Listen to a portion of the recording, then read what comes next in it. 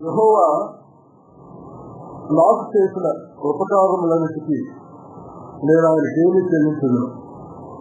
ఒక ప్రశ్న ఈ కీర్తనలో మనకు కనిపిస్తుంది. యెహోవా నాకు చేసిన ఉపకారములన్నిటికీ నేను ఆయనకి ఏమి చెల్లించను. ఈ ప్రశ్నకి జవాబు 116వ కీర్తన అని మనం అనుకుంటున్నాం. ఒక మిగిలిన ప్రశ్న నేను ఈ రీతిగా దాన్ని వివరిద్దామని అనుకుంటా ఉన్నాను. యెహోవా చేసిన ఉపకారాలు, యెహోవా చేసిన ఉపకారాలు యెహోవాకు చెల్లించవలసినవి. చేసిన ఉపకారాలు, యెహోవా చేసిన ఉపకారాలు యెహోవాకు చెల్లించవలసినవి. అనగా చేయబడినవి, చెల్లించవలసినవి అనే అంశాలు కీర్తనలో ఉన్నాయన్నమాట. ఈ కీర్తన 2000 కీర్తన జీవిత కాలాన్ని సూచించేస్తున్నాను. 90వ కీర్తన 12వ వచనంలో మా దినములు లెక్కించుకు మాకు నేర్పించుకున్నాను. మనం ఇప్పుడు దినాలు లెక్క పెడుతున్నామా, వారాలు లెక్క పెడుతున్నామా, నెల లెక్క పెడుతున్నామా, సంవత్సరాలు లెక్క పెడుతున్నామా? ఏం లెక్క పెడుతున్నాం? సంవత్సరాలు లెక్క పెడుతున్నాం. 2014 సంవత్సరాలు అయిపోయాయి, 2015 సంవత్సరంలో తిరిగి అని లెక్క పెడుతున్నాం. కానీ దేవుడితో మాట్లాడి మా దినములు లెక్కించుక మాకు నేర్పు. ఒక్కసారి మీ వయసు అంటే నేను సంవత్సరాల్లో చెప్తాను, నన్ను అడిగితే నేను సంవత్సరాలు చెప్తాను. 66 అయిపోయింది, 67 జరుగుతామని అంటారు. వయసు అంటే ఒకరు దినాల్లో చెప్పగలమో ఆలోచించి, దినాల్లో చెప్పాలంటే ఎంతోసేపు కష్టపడాలి, ఎంతోసేపు లెక్కలు వేయాలి. కానీ దేవుడు లెక్క పెట్టబడింది మా దినములు లెక్కించుక మాకు నేర్పు. మనము నేర్చుకోవాల్సింది మన దినములను లెక్కించుక, దినములను లెక్కించుక. సంవత్సరం అంతా లెక్క పెట్టుకున్నాం. వ్యాపారస్తులు 2014 సంవత్సరం అంతటి లెక్కలు చూసుకుంటారు అన్నమాట. లాభం వచ్చిందా, నష్టం వచ్చిందా, ఎట్లా వ్యాపారం చేస్తాం, 15 ఎట్లా వ్యాపారం చేయాలి అని ఆలోచిస్తాను. దాని పైన అక్కర్లేదు, వద్దులేదు. 2015 ఎట్లా చేయాలా? ఈ కీర్తన కూడా అది చేయవలసినది లేదా చెల్లించవలసినవి. ఈ సంవత్సరంలో దేవుని కొరికే మనం ఏది చెల్లించాలి, ఏది చెల్లించాలి, ఏది చెయ్యాలి అనే జవాబు 116 చెప్తున్నాడు. నేను మళ్ళా 12వ వచనాన్ని మళ్ళా ఒకసారి గమనించండి. అందులో ఎన్ని అంశాలు ఉన్నాయి చూద్దాం. యెహోవా నాకు చేసిన ఉపకారాలు నేను చెల్లించవలసినవి. దాని కొంచెం మార్పులు పడతాను. నాకు యెహోవా చేసిన ఉపకారాలు చెల్లించవలసినవి అలా 4 భాగాలుగా విడుగుతాం. మొదటి భాగం ఏమిటున్నారు? నాకు. రెండవ భాగం యెహోవా. మూడవ భాగం చేయబడిన ఉపకారాలు. 4వ భాగం చెల్లించవలసినవి. మంచిది. 12వ వచనం చదివాను. 1 నుంచి 12 వచనాల దాకా 2 వచనాలకు భాగంగా చేయండి. ఎన్ని భాగాలు అయితే అనుకుంటాం. 1 నుంచి 12 వచనాలు 6 భాగాలు అయితే, 1, 2 వచనాలు 1 భాగం, 3, 4 వచనాలు 2వ భాగం, 5, 6 వచనాలు 3వ భాగం, 7, 8 వచనాలు 4వ భాగము, 9, 10 వచనాలు 5వ భాగము, 11, 12 వచనాలు 6వ భాగం. సరే, మొదటి భాగాన్ని ఈ కీర్తనకు శీర్షిక అనుకున్నాం. మన ముందున్న ప్రశ్న ఏంటి? 6వ భాగంలో ఏది చెల్లించాలి అన్న ప్రశ్న. సరే, దానికంటే ముందుగా నాకు యెహోవా చేసిన ఉపకారాలు చెల్లించవలసింది అనే 4 అంశాలు ఉన్నాయి. సరే, 11, 12 వచనాల పైన 5 భాగాలను మనం వెలుగుతున్నప్పుడు మొట్టమొదటి భాగాన్ని ఈ కీర్తనకు శీర్షిక అనుకుందాం. ఎన్ని భాగాలు మిగులుతాయి? 4 భాగాలు మిగులుతాయి. అంటే 3, 4 వచనాలకు భాగంగా, 5, 6 వచనాలు 2వ భాగంగా, 7, 7 వచనాలు 3వ భాగంగా, 9, 10 వచనాలు 4 భాగాలు. ఇప్పుడు ఈ 4 భాగాలు ఏముందో చూద్దాం. నేను ముందే చెప్తున్నాను. 3, 4 వచనాల్లో నాకు నేనెవరో చెప్పండి కదా. 3, 4 వచనాల్లో నేనెవరో చెప్పండి. 5, 6 వచనాల్లో ఏముడుగు నేను చెప్పండి, యెహోవా ఎవరో చెప్పబడుతుంది. 7, 8 వచనాలు ఏమిటో చెప్పండి, చేయబడిన ఉపకారాలు. 9, 10 వచనాలు ఏమిటి, చెల్లించవలసినది. దాని గురించి మనం ఆలోచించాలి. మరి ప్రశ్న 11, 12 వచనాల్లో 13, 14లో కూడా చెల్లించవలసినవి ఉన్నాయి. 15, 16లో కూడా చెల్లించవలసినవి ఉన్నాయి. చివరి 3 వచనాలు 17, 18, 19లో కూడా చెల్లించవలసినవి ఉన్నాయి. కనుక చెల్లించవలసినవి 13వ వచనం నుంచి వివరించబడి ఉన్నాయి. ఇప్పుడు ముందు నుంచి మనం ఉన్నాం. 1-2 వచనాలు దీనికి సీటుగా అనుకున్నాం కదా, మంచిది. ఈ కీర్తనలో ఉన్న మరొక అంశం కూడా మనం చూద్దాం. 4వ వచనం 2వ లైన్లో ఉంది, యెహోవా నామమును బట్టి నేను మొరపెట్టి మంచిది. ఆ తర్వాత 1వ వచనం చూడండి, యెహోవా నా మొరను ఆలకించి ఉన్నాడు. ఆ తర్వాత 2వ వచనం 2వ లైన్లో, నేను ఆయనకు జీవిత కాలం అంతా మొరపెట్టుదును.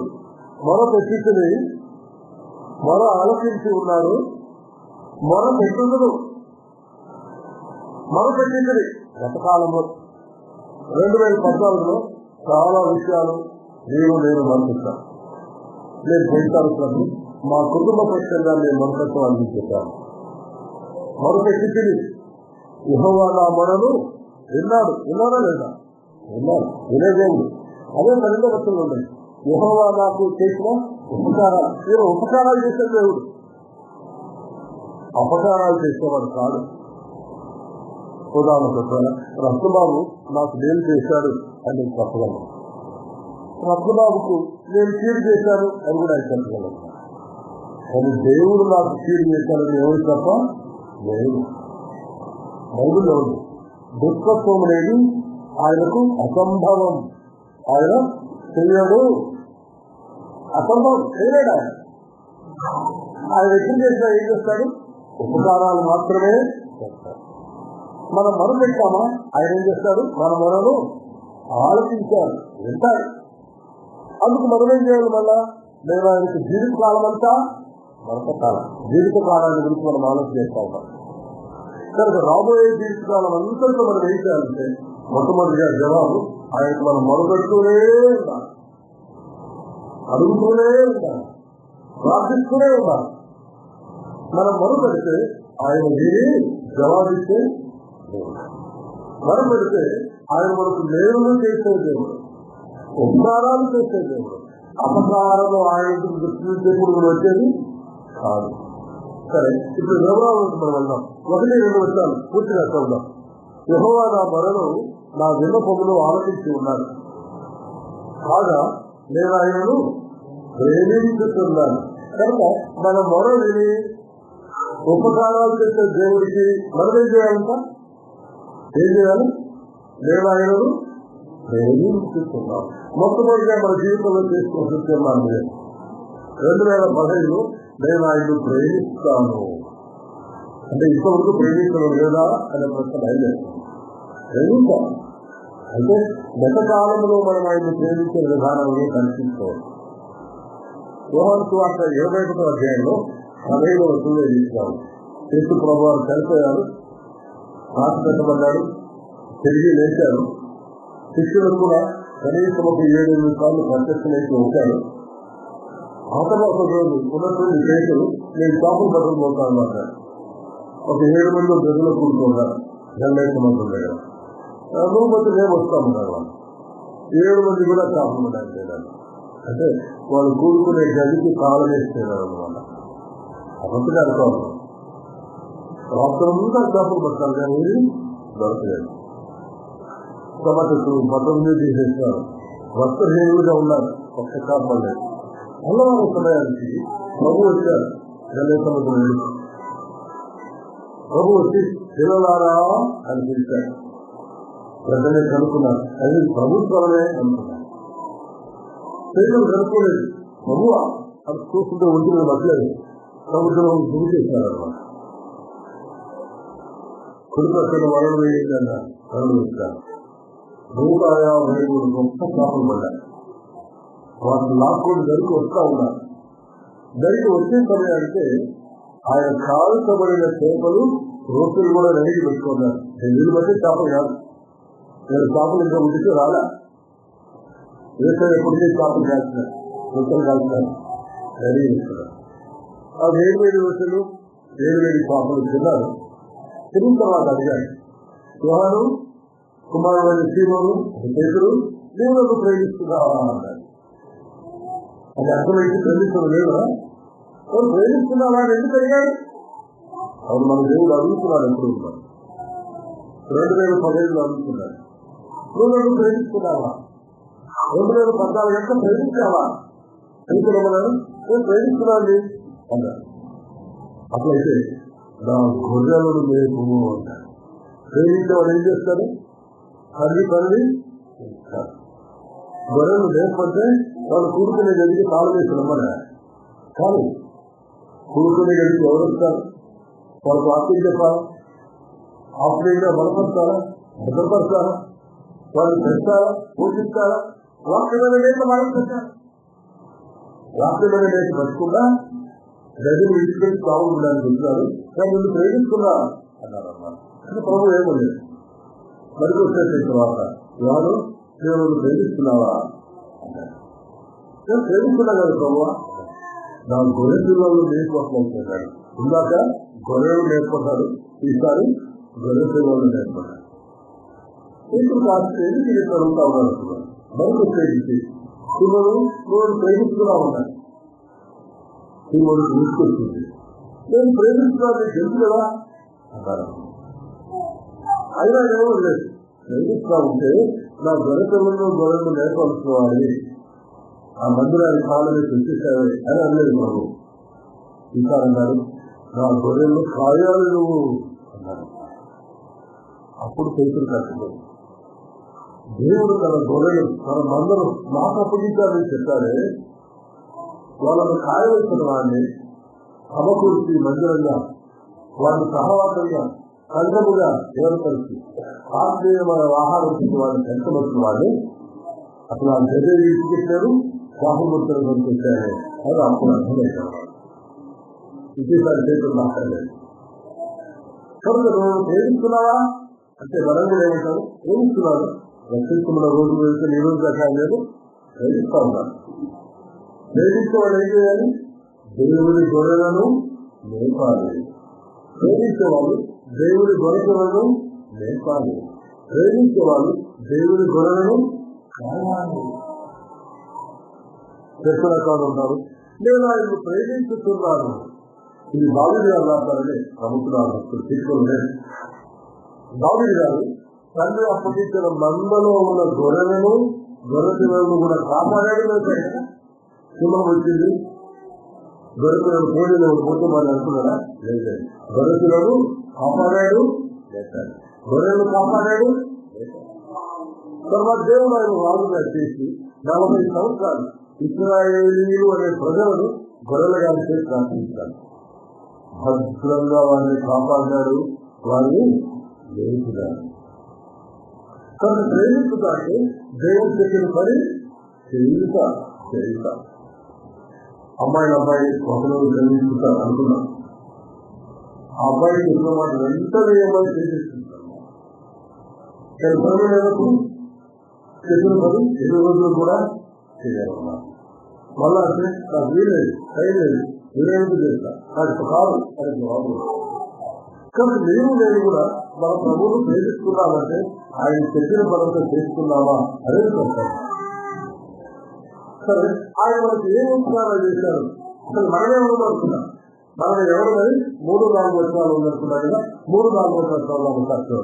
3వ వర్షంలో మరణ బంధకములు నన్ను తెలుసుకునేది ఉండదు. మనం ఎవరైనా మనకి ఏం చేశారు? ఎవరైనా పనికొస్తామా?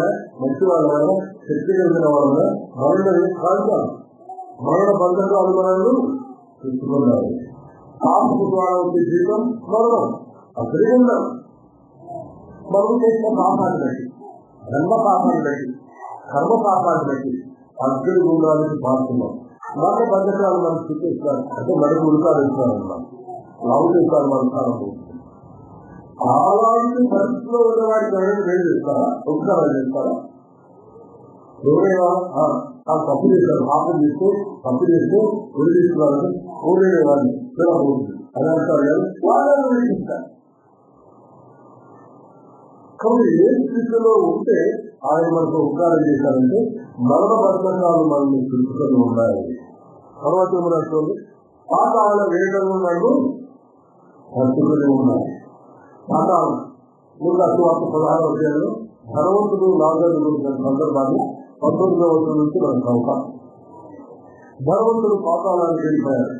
యేసు నమ్ముకొని పాపం చేసేవాడు. లాజరు యేసు నమ్ముకున్న వాడు ప్రభు కొరకే జీవిస్తున్నారు. ఇద్దరు ఒకరితో కనబడతారు. ధనవంతుడు ఏమన్నారు, నేను ఈ పాతాళంలో వేదన పడుతున్నాను, అగ్ని జ్వాలలో వేదన పడుతున్నాను, అగ్ని జ్వాలను కాల్ చేస్తా ఉన్నాయి, ఒక శుద్ధ నీళ్ళైనా నాకు దొరకలేదు. లాజరు తన వేరే కొరతో ఒక శుద్ధ నీళ్ళు నాకు అందిస్తావా అంటున్నాను. ధనవంతుడికి శుద్ధ నీళ్ళు కావాలా? ఒక్క మాట చేసేస్తారు. మిగతా వాటర్ వాళ్ళు చెల్లెలు వస్తాయి కదా, పరిగెత్తుకొని వస్తాను. కానీ తాను చేసిన పాపాన్ని బట్టి పాతాళానికి వెళ్ళినప్పుడు కుక్క నీళ్లు కూడా దొరకకుండా అగ్ని ద్వారంలో మధ్యలో కాల్తా ఉన్నారు. అది నీ పరిస్థితి ఆకలిస్తారు. పాతాళ వేదనలను పట్టుకున్నాను. ఆ తర్వాత శ్రమయు దుఃఖము నాకు కలిగింది. రక్షించబడిన మన జీవితంలో కూడా శ్రమలు లేకుండా దుఃఖాలు లేకుండా ఉన్నాయా? లేదు. ఎన్నోసార్లు దుఃఖాలు, ఎన్నోసార్లు కష్టాలు, ఎన్నోసార్లు శ్రమలు. నేను చెప్పాను కదా, మా కుటుంబంలోనే శ్రమలు, మా కుటుంబంలో దుఃఖాలు ఉన్నాయి. ఇది నేను పరిస్థితి. మన జీవిత విధానాన్ని బట్టి అగ్నిగులాడి పాత్రలు అయితుంది. పాతాళ వేదనలు మనం పట్టుకుని ఉన్నాయి. శ్రమల్లో, దుఃఖాల్లో, బాధల్లో, ఇరుకుల్లో, ఇబ్బందులు ఉన్నవాడు మనం. మరి యెహోవా ఎవరు? 5-6 వచనాల్లో ఉంటుంది. యెహోవా ఎవరు? 5వ వచనం చూడండి. 5వ వచనం ఏముంది? యెహోవా దయాళుడు. 1 యెహోవా దయాళుడు, 2వది నీతిమంతుడు, తర్వాత 3వది వాస్తవిక గలవాడు. అంతా తెలుసుకురండి. 4వది కాపాడువాడు. ఇంకా కింద 5వది రక్షించేవాడు. ఆయన 5 రకాలైన గుణాలు ఇక్కడ చెప్పబడ్డాయి. మొట్టమొదటి గుణం ఆయన ఎవరు? దయాళుడు. 2వ గుణం ఆయన ఎవరు? నీతిమంతుడు. 3వ గుణం ఆయన ఎవరు? వాత్సల్యత గలవాడు. 4వ గుణం ఆయన ఎవరు? కాపాడువాడు. 5వ గుణం ఆయన ఎవరు? రక్షించేవాడు.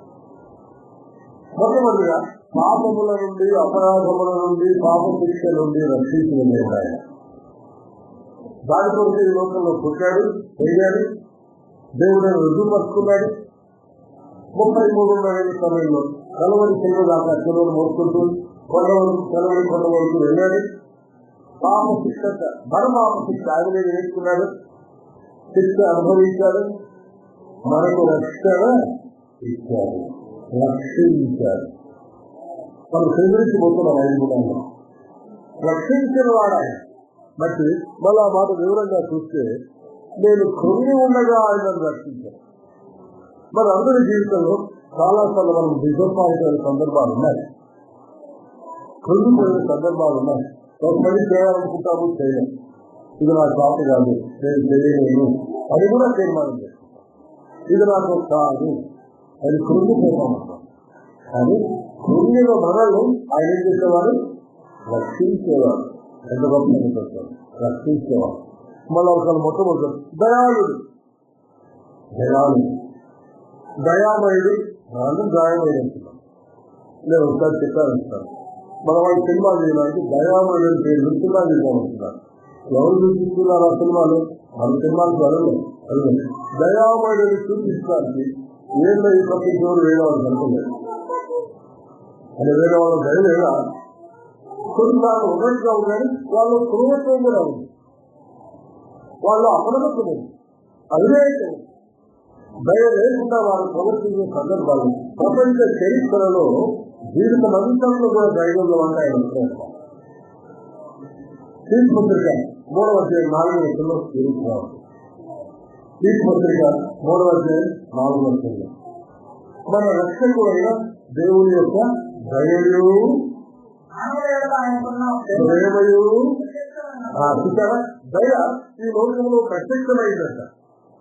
దయ అంటే ఒక గుణమే కదా, ప్రత్యక్షమైందంటే వ్యక్తి అన్నమాట. దయ అనే గుణము వ్యక్తిలాగా ప్రత్యక్షమైతే ఆ వ్యక్తి పేరేంటి దయామయుడు అంతే కదా. ఎవరు దయామయుడు? ఈశ్వరి మాత్రమే దయామయుడు. అదే లోకం అంగీకరిస్తున్నారు. ప్రత్యక్షమై తర్వాత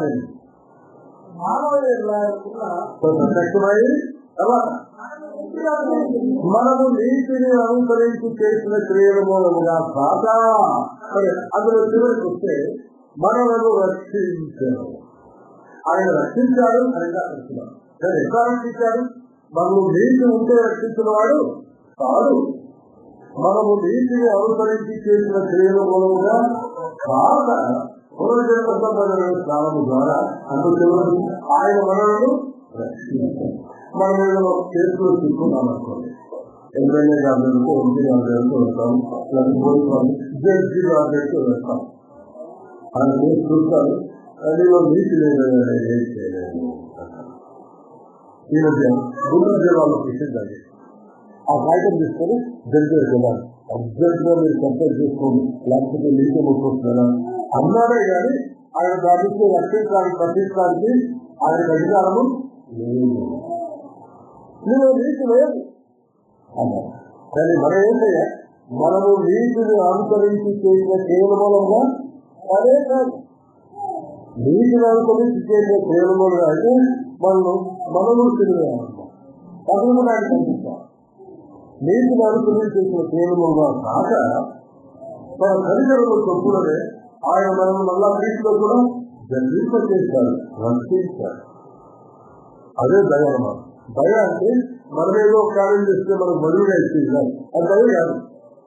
చేసిన పనికి ప్రతిఫలం జీతం అన్నమాట.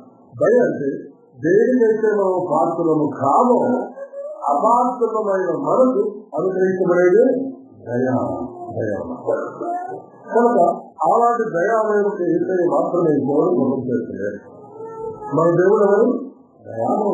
అందుకే మనం మొదలుపెట్టాలా ఏం చేశారైనా విన్నాడు, వెలిగించాడు.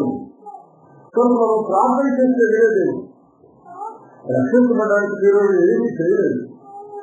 ఎంతో ప్రార్థన ఇవ్వలేదు, కట్నాలు ఇవ్వలేదు, అది చేయలేదు, ఏం చేయలేదు, అక్కడికి వెళ్ళలేదు, ఇంటికి వెళ్ళలేదు.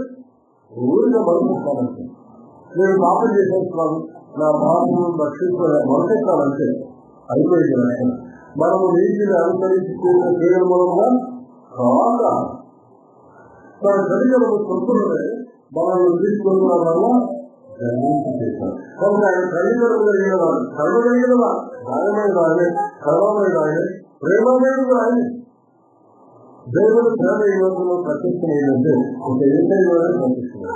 ఆయన ప్రేమించారు కానీ ఎవరిని ప్రేమించిన వారు దేవుడికి తనను పట్టించిన ఇద్దరు యువకుడేవారు తెలుసావా? స్నేహితుడా? నేను రక్షించేవాడు స్నేహితుడా లేకపోతే నీకు విరోధా, శత్రువా? శత్రువా లేవాడు. తెలుగు వేయడానికి పట్టించిన యువకుడు ఏమన్నారు? స్నేహితుడా అన్నారు. కనుక ఆయన జీవితంలో దయా కరుణ పదార్థాలు తప్ప మరేమి కూడా నేను లేదు. అందుకే ఆయన దయాలేదు, అందుకే ఆయన కరుణాలేదు, అందుకే ఆయన కృపాలేదు, అందుకే ఆయన దేవం లేదు. దయ లేదు. ఆ తర్వాత ఉంది నీతి మంత్రులు. ఆ నీతి మంత్రులు రోమా 3:11 నీతి మంత్రులు లేడు, ఒక్కడు లేదు. మన దగ్గర నీతి మంత్రులు ఎవరు లేదు. కానీ ఆయన ఒక్కడే నీతి మంత్రులు, ఆయన ఒక్కడే పరిస్థితులు, ఆయన ఒక్కడే మనుషులు. మనకి జ్ఞాపకం చేస్తున్నాం. లోకాత్మాత 1:35 గురువు ప్రత్యక్ష మరియు అమ్మ పరిశుద్ధాత్మని నమ్ముకుంటారు కాబట్టి పుట్టుబాబు శిశువు పరిశుద్ధులుగా ఉంటారు. ఏదైనా పుట్టుకలో పరిస్థితులే, జీవితంలో పరిస్థితులు, పుట్టుకలో నీతిమంతులు, జీవితకాలంలో నీతిమంతులు, మరణించినప్పుడు కూడా పరిస్థితులే నీతిమంతులు, తిరిగి లేచిన తర్వాత కూడా పరిస్థితులు నీతిమంతులే. 25 సంవత్సరాలు నీతిమంతులు. ఆయన నీతి లేదని, అవినీతి ఉండని, దుర్నీతి ఉండని, నేరు మొక్కడానికి ఎవరికి కూడా ఎదురు లేకుండా ఉండాలి.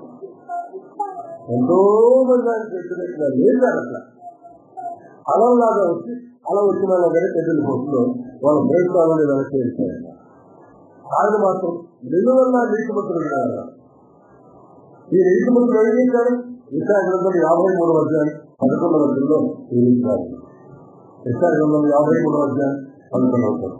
నీతిమంతుడైన ఆ సేవకుడు తాను పొందిన అనుభవ జ్ఞానము చేత అనేకులను నిర్దోషులుగా చేశారు. ఆయన నీతిమంతుడు నిపుణులైన నీతిమంతులుగా చేశారు. రోమా 3:24 ఉండే మాటలు 3:23 చదవండి, తర్వాత 24 చదువుతాం. రోమా పత్రిక 3వ అధ్యాయం 23వ వచనము, తర్వాత 24. ఏ లేఖము లేదు, మనమందరూ పాపం చేస్తాం, పాపమే. 24 వచనం, 23 మనమందరూ పాపమే, కాబట్టి నమ్మువారు ఆయన కృప చేతనే ద్వారా ఉత్తముగా ఇది మనకి అవసరమైంది. దేవుడు నిబంధనలు ఎవరు తీర్చాడేమో నీతిమంతులను తీర్చారు. నీతిమంతులు లేని లోకంలో కానీ తాను తెలుగులో పొందిన అనుభవ జ్ఞానము ద్వారా నిపుణులను నేర్పించారు, నీతిమంతులను తీర్చారు, పరిశుద్ధులను తీర్చారు. బైబిల్ గ్రంథాలు పరిశుద్ధులైన మత్తయి రాసిన సువార్త, పరిశుద్ధులైన మార్కు రాసిన సువార్త, పరిశుద్ధులైన లూకా రాసిన సువార్త, పరిశుద్ధులైన యోహాను రాసిన సువార్త, పరిశుద్ధులైన పేతురు రాసిన పంచకములు బైబిల్లో ఉంది. కానీ పేతురు ఏమన్నాడు? లూకా సువార్త 5వ అధ్యాయం 29 వచనాల్లో ప్రభువు నేను పాపాత్ములను విడిచిపోమన్నాడు. తానేమో నేను పాపాత్ముడు అంటే యేసయ్య ఏమో ఉన్నాడు, పరిశుద్ధుడైన పేతురు అంటున్నాడు. కనుక ఆ దేవుడు నీతిమంతుడై ఉండి తాను పొందిన అనుభవ జ్ఞానము చేత అంటే సెలవులో ఆయన మన శ్రమను, మన బాధను, మన ఇరుకును, మన ఇబ్బందిని, మన శిక్షంతటిని పొందిన కార్యాల మిమ్మల్ని నన్ను నీతిమంతులుగా చేశాను. నీతిమంతులు కాదు, నీతిమంతులుగా చేశాను. ఒకవేళ జడ్జి గారు తెలిసి రోజు వెళ్ళాడనుకోండి, అయినా మీరు ఏమనుకోదండి, నేను తప్పు చేశాను, నా నీతిమంతులుగా తీర్చండి అడిగితే అదేమంటారు? అలా తీర్చడానికి నాకు అధికారము లేదు బాబు. కావాలంటే నీ శిక్ష తగ్గించగలను, కానీ నేను నీతిమంతులు తప్పులేదు. నేను తప్పు చేశాను, అయితే నేను బయటకున్నాను, శిక్ష తగ్గిస్తున్నాను అదే అనగాను. కానీ నేను తప్పు చేయలేదు నేను అన్నాడు. కానీ ఏం కారణం? పాపం చేసిన మనల్ని ఏమంటారు? నేను నీతిమంతుడు, అది తీర్చుకోవాలి. ఇదే తీర్పు వస్తుంది. ఇలాంటి తీర్పు ప్రపంచంలో తీర్చగలుగుతున్నారంటే విషయం మాత్రం. కనుక ఆయన నీతిమంతుడైతే మనకు ఏమొస్తుందంటే, ఆ నీతిమంతుడు మన కొరకు చేసిన కార్యాన్ని బట్టి మన నీతిని మనకిస్తా ఉన్నారు. మనల్ని కూడా నీతిమంతులుగా తీర్చారు. ఒకవేళ ఎవరైనా మీ సొంత స్థలం చిన్నప్పటి నేను మీ జీవితం ఇస్తాను, ఎన్ని తప్పులు నేను ఉన్నాను, నువ్వు నీతిమంతులు అయ్యావు అని అడిగాడు. తన ఏమంటారు? నేను నీతిమంతులుగా తీర్చాను, నేను సృజించాను, ఇష్టగట్టం లేదు, నేను చెప్పిన మాట నిజం. ఎవరైతే నన్ను నమ్ముకుంటారో వారు నీతిమంతులుగా తీరుస్తారు. ఎంత గొప్ప దేవుడు వస్తారు. ఆయన దయామయుడై ఉండి ఆయన దయ ఈ రోజుల్లో ప్రత్యక్షం కాగా మనము నీతిని అనుసరించేటో కాక ఉచితంగానే మన తల్లిదండ్రుల కృపను మనము రక్షించాలి, రక్షించడం మాత్రం చేశారు, నీతిమంతులుగా తీర్చారు. నేను ఇంగ్లీష్ లో మామూలుగా పొజిషనల్ కాన్సెప్ట్ అంటారనమాట. అంటే స్థానాన్ని బట్టి నీతిమంతులం, నిజ జీవితంలో నీతిమంతులు కాదు. మన నిజ జీవితంలో నీతి లేకపోయినా దేవుడు ఏమంటా ఉన్నారు, ఈయన నీతిమంతులు అని నిమ్ములు నన్ను తీసుకోవాలి. కనుక నీతిమంతుడైన దేవుడు నిమ్ములు నన్ను పాపాత్మలను నీతిమంతులుగా తీర్చారు. ఇది అన్ని ఉపకారాల్లో నీతిలో ఉంటారు. నాకు యెహోవా చేసిన ఉపకారాలు మన తర్వాత మొత్తంగా యెహోవా ఎవరు? పాపను నీతిమంతులుగా తీర్చుకోవాలి. తర్వాత మాకు తెలుసు ఆయన నీతిమంతుడు, మన దేవుడు వాస్తవ్యత కలవాడు. రవిగ్రంథంలో ఉంది ఆయన కరుణ, కటాక్షము, దయా, వాత్సల్యత గల దేవుడైంది. 20 గ్రంథం 2వ అధ్యాయం 13వ వచనం, తాను చేస్తారన్న తీరు చేయకుండా బాగుతారంట. ఆయన ప్రేమ ఎక్కువ. అది బిడ్డలు కొడతారు, డబ్బు పడుతుంది లేదు, డబ్బు పడుతుంది అంతా ఉంటుంది, కట్టబడుతుంది, కట్ట ఊపుతా ఉంటుంది. కానీ కట్ట 10 సార్లు ఊపిన తర్వాత ఇప్పుడు తగ్గిస్తే ఉంటాను గ్రహించాను. కానీ దాంట్లో కట్ట ఊపాలి. ఎందుకంటే పల్లికి బిడ్డలే ఉంది వాస్తవ్యత. ఆ వాస్తవ్యతను బట్టి శరీరాలను తీరు కూడా చేయకుండా అమ్మాయి డబ్బు చేయడం మనకి పడిపోతుంది. చాలా పశ్చాత్తాపడతాము. నా బిడ్డ ఏదో చెప్తున్నా అనుకోవాలి. పాపం దేవుళ్ళనే కలుగుతుంది. దేవుడు అంతే ఆయన వాక్యాలు 2014 8 విషయాల్లో మనం కోరుతున్నాము. 4,000 మంది ఏం చెప్తారైనా ఏదో మంచిగా ఉంటాం రక్షిస్తున్నారు అనుకున్న వాళ్ళ మనం నడిచారు అంటున్నారా? లేదు. ఆయన మన వాక్యాలు మనకు కనుమర్చి నేను లేచి వస్తువు లేకుండా కాపాడుకుంటూ ఉంటాను. వీరి కొరకు మనం ఆయన చూపించాలి. వీరి కొరకు మనం ఆయన చూపించాలి. కాబట్టి ఆయన దైవం దేవుడు, ఆయన నీతిమంతుడైన దేవుడు, ఆయన వాక్యాలు దేవుడు. అసమాత్రం పెట్టారు మనకు. ఆయన కాపాడేవాడు. 2014 కాపాడాడు.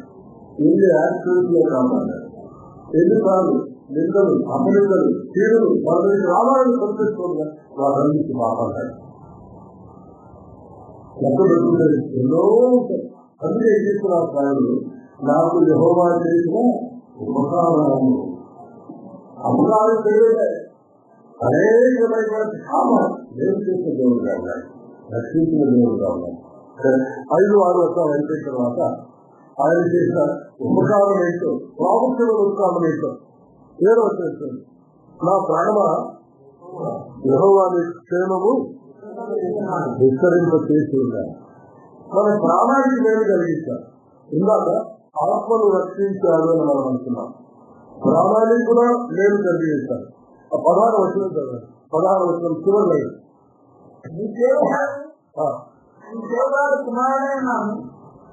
నువ్వు నా కట్టుని తీసుకున్నావు. కిందపడి కాలు మొదలు తీసుకున్నావు. కట్టు పెట్టాడు. ఎవరు దేవుడే కట్టు పెట్టాడు. మౌలించడం దేవుడే మౌలిస్తాం. మౌలిస్తాం దేవుడే. బాధ్యత చేస్తే కట్టు పెట్టామయ్యా 3 అది కట్టుకోలేదు వేయాల్సి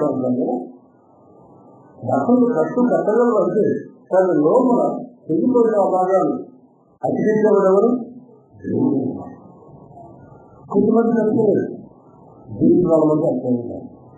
కానీ మనపట్ల దేవుడు చేసిన దేవులన్నీ మనం ఆలోచిస్తే డాక్టర్లు కాదు, మందులు కాదు, వైద్యులు కాదు, జ్ఞానం కాదు, ఏం కాదు. దేవుడే మన కట్లు ఎక్కేవాడు. గాయము చేసేవాడు కూడా ఆయనేనంట, గాయము కట్టేవాడు కూడా ఆయనే, గాయాన్ని మార్చేవాడు ఆయనే. 2014 ఎన్ని గాయాలు మీకు అయ్యాయో ఇక్కడ ఆలోచిస్తున్నాం. వాటన్నింటినీ ఆయన కట్టి మన కట్టు కూడా విప్పదిస్తున్నారు. ఇప్పుడు ఆరోగ్యం చేత నింపున్నాను, నమ్మకం చేశారు ఆయన ఇచ్చారు, కృషి చేశారు మనం నింపున్నారు ఆయన. కనుక మన దేవుడు మన శరీరానికి మేలు చేసేవాడు. నా ప్రాణమా అని మనం ఏమవుతారు, ప్రాణానికి మేలు చేసేవాడు, ఆత్మ కూడా మేలు చేసేవాడు. కనుక ప్రాణాత్మ దేహాలకు ఆయన విమోచన ఇచ్చిన దేవుడుగా, ప్రాణాత్మ దేహాలకు విడుదల ఇచ్చిన దేవుడుగా, ప్రాణాత్మ దేహాలను కాపాడే దేవుడుగా మనం చూస్తా ఉన్నాం. తర్వాత 8వ వచనం, మరణము నుండి మీ ప్రాణమును అదే మనం చెప్పుకున్నాం. మరణబంధు కాదు చుట్టుకునే కదా చుట్టుకున్న మనం ఆ మరణముని తప్పించాలి. చాలా మంచిది. తర్వాత మనం కన్నీరు విడవకుండా నాకు చాలా పర్యాలు కుటుంబ జీవితం సామాజిక జీవితం ఒక విషయమైన కూడా కన్నీరు కాల్చవలసిన సందర్భాలు కూడా మనం ఉంటాయి. తండ్రి కుమార్తెలు కూర్చొని కన్నీరు కాల్చిన సందర్భాలు ఉంటాయి. తల్లిదండ్రి పిల్లలు తెలియకుండా కన్నీరు కాల్చిన సందర్భాలు ఉంటాయి. భార్యలు తెలియకుండా భర్త కన్నీరు కాల్చిన సందర్భాలు ఉంటాయి. భర్తలు తెలియకుండా భార్య కన్నీరు. జీవితాలను కన్నీరు అనేది అప్పుడు ఇప్పుడు మనకు రానే వస్తాము. కానీ ఒకసారి ఆలోచన వాటన్నిటి నుంచి దేవుడు ఏం చేస్తాయట, మనను తప్పించారు కాపాడలేదు. మీరు చాలా జాగ్రత్తగా ఆలోచించేది. చాలా స్థితిలో ఉన్నా రాత్రంతా ప్రాబ్లం చేసింది. కొన్నిసార్లు తెల్లవారి సమయానికి జవాబు దేవుడు తప్పించారు. కొన్నిసార్లు జవాబులు జవాబు కన్నులు వచ్చే నీళ్ళు బాష్పీయులు చేసిన వాళ్ళని యెహోవా నాకు చేసిన ఉపకారాన్ని అది మనం ఆలోచించాలి. మరణమైన మన ప్రాణాలు రక్షించారు, ప్రాణాత్మదేహాలు విమోచించారు, మన కన్నీరు, కష్టాలు, కరువులు, ఇబ్బందులు ఇవన్నీ గురించి కాపాడుతూ ఉన్నాయి. తర్వాత మాట, జారి పడకుండా నా పాదములను రక్షించి ఉన్నాను. శారీరకంగా కానీ ఆత్మీయంగా కానీ. ఆత్మీయంగా బలహీన లోకములు కలిసిపోయిన వాళ్ళని పొందుతున్నాడు. నేను నిన్ను ఉన్నాను, ఆయన తప్పించి ఉన్నాను. 45 సెకండ్ల మాట్లాడి నిజంగా గౌరవంలో నేను ఆయన భాగములు పనిచేస్తాను, బండ మీద నిలిపాడు, నా అడుగులు స్థిరపరుస్తాడు, జారిపడకుండా కాపాడాడు. ఆశ్చర్యంగా మనం బలము కలిగే